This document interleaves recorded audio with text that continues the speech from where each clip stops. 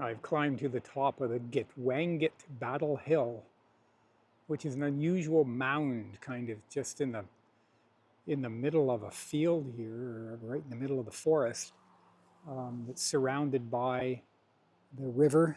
It runs around 3/4 of it. We're a long ways up, and it was used to have a fortified indigenous village right on the top of it.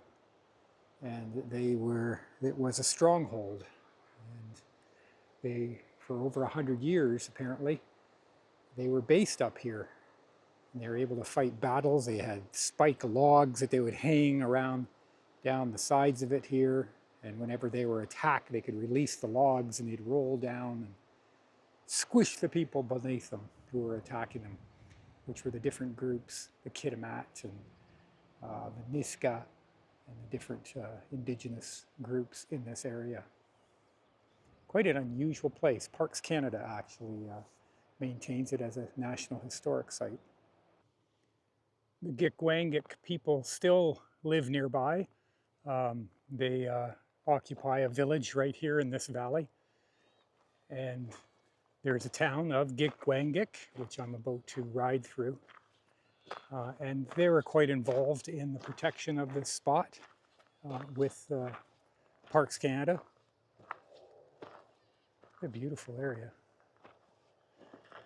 The amount of wildflowers that we're seeing up here right now too is just incredible.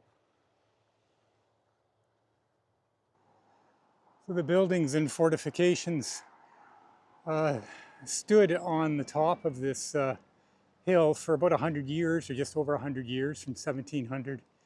And for some reason in 1835, they burnt. I couldn't find anything that explained why they burnt. I can only imagine because of the date that somehow colonialists or settlers were somehow involved.